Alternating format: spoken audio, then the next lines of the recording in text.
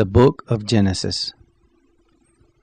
In the beginning, God created the heavens and the earth. Now the earth was formless and empty. Darkness was on the surface of the deep. God's Spirit was hovering over the surface of the waters. God said, "Let there be light," and there was light. God saw the light and saw that it was good.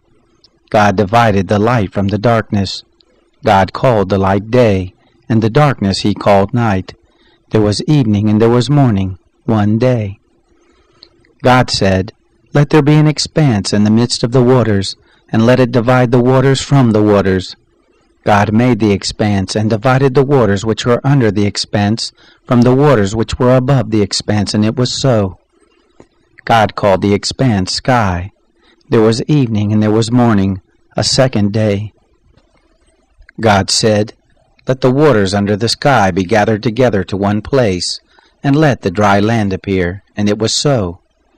God called the dry land earth, and the gathering together of the waters he called seas.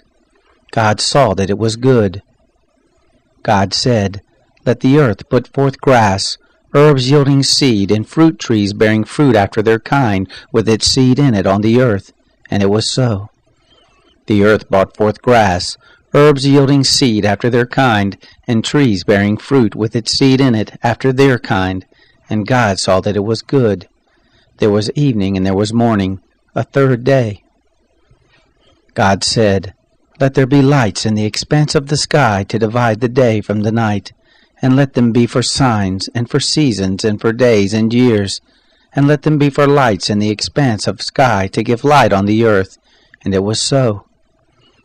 God made the two great lights, the greater light to rule the day, and the lesser light to rule the night. He also made the stars. God set them in the expanse of sky to give light to the earth, and to rule over the day and over the night, and to divide the light from the darkness. God saw that it was good. There was evening and there was morning, a fourth day. God said, "Let the waters swarm with swarms of living creatures, and let birds fly above the earth in the open expanse of sky." God created the large sea creatures, and every living creature that moves, with which the waters swarmed after their kind, and every winged bird after its kind. God saw that it was good.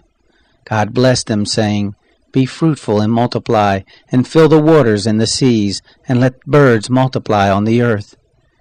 There was evening and there was morning, a fifth day. God said, "Let the earth bring forth living creatures after their kind, cattle, creeping things, and animals of the earth after their kind," and it was so.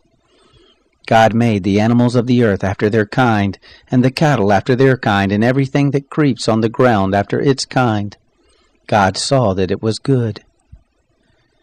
God said, "Let us make man in our image, after our likeness, and let them have dominion over the fish of the sea, and over the birds of the sky, and over the cattle, and over all the earth, and over every creeping thing that creeps on the earth."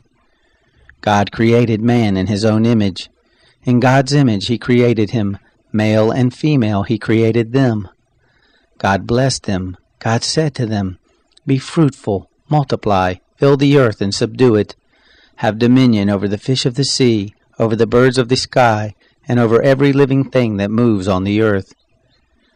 God said, "Behold, I have given you every herb yielding seed, which is on the surface of all the earth, and every tree which bears fruit yielding seed.